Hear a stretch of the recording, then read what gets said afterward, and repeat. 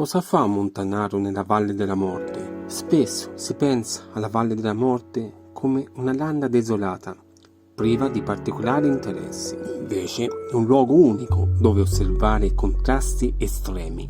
La valle è una depressione profonda fino a meno 86 metri sotto il livello del mare, circondata da montagne che arrivano a oltre 3300 metri. E se a 4300 metri pochi giorni fa avevo energia da spendere, oggi non riesco neanche a camminare qualche chilometro. È incredibile, Sara, che a 4005 ce la faceva a correre, qui non ce la faccio a fare nulla in questo caldo. Eppure le difficoltà principali in montagna sono legate all'altitudine e al freddo. Qui invece, nella terra degli estremi, imparo a conoscere i miei limiti e a quanto sono piccolo davanti alla natura, che di certo non intendo sfidare, ma a cui chiedo il permesso di poter ammirare. Adesso portiamo l'orologio indietro e cominciamo dall'inizio. Benvenuto nella Valle della Morte. Guarda che perturbazione! Stiamo andando alla Death Valley e piove. La prima volta era allagata, oggi speriamo che si riesca ad entrare. Mi sto riferendo ai forti temporali dell'agosto 2023 a seguito della tempesta tropicale Henry, che ha creato un grande lago e ha costretto alla chiusura del parco per quasi 2 mesi.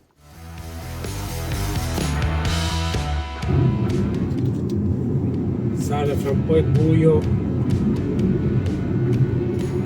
e qui zona di UFO e siamo soli.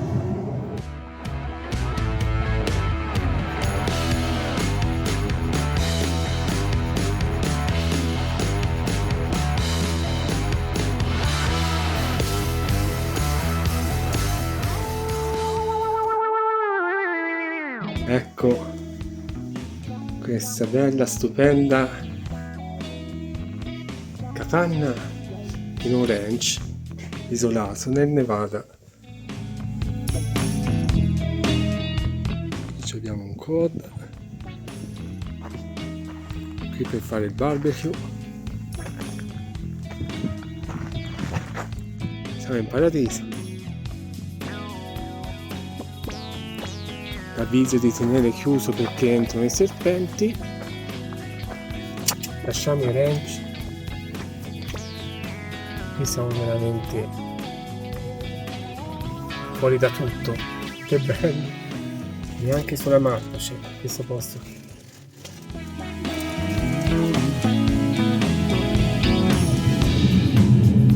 La strada per la Death Valley.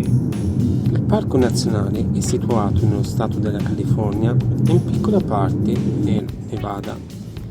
Per darti una dimensione, la valle è lunga 225 km e larga in media 40 km. Chiaramente ci sono diversi accessi al parco. Noi siamo diretti a Zabriskie Point. Zabriskie Point ha un paesaggio di origine sedimentario, vulcanico e in seguito erosivo. Il cartello indica che è molto pericoloso per la salute camminare dopo le 10 di mattina, orario che ormai abbiamo ben superato. D'estate la temperatura di giorno è in media sui 50 gradi, con dei picchi anche oltre i 54 gradi. È incredibile, Sara, che a 4005 ce la faceva a correre, qui non ce la faccio a fare nulla. Zabriskie Point è composto da sedimenti provenienti da un antico lago, prosciugatosi 5 milioni di anni fa. Quindi quello che vediamo ora oggi è il risultato di un lunghissimo tempo, iniziato ancora prima della formazione della Valle della Morte.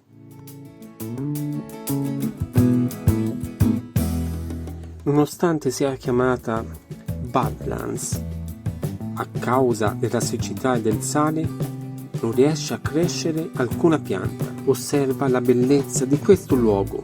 Difficilmente un pittore potrebbe immaginare di dipingere meglio.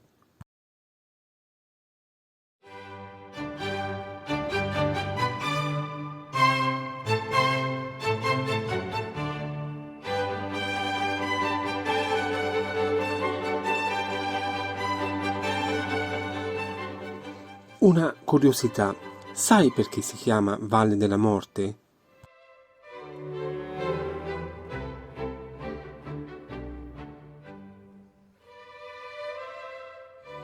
Nel 1849, ai tempi della corsa all'oro, un convoglio di cercatori cercò una scorciatoia attraverso la valle, ma si ritrovò intrappolato e un pioniere sopravvissuto al momento dell'uscita esclamò: "Addio, Valle della Morte!"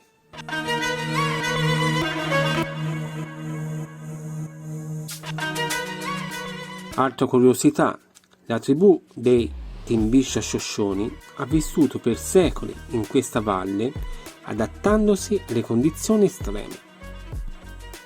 Infine andiamo alla Dante's View, da cui è possibile vedere, nelle giornate più limpide, il punto più alto e più basso degli Stati Uniti, il Monte Whitney, alto oltre 4.400 metri, e la Badwater, che è a meno 86 metri sotto il livello del mare. La terrazza Belvedere, posta a 1.669 metri, si affaccia a nord sul Devil's Golf Course, una crosta di sale spessa circa da 0,90 a 1,8 metri che sembra una grande brillante onda marina, stupenda. Verso ovest si vedono invece le montagne del Panamint, con le cascate di sale che sembrano fiumi.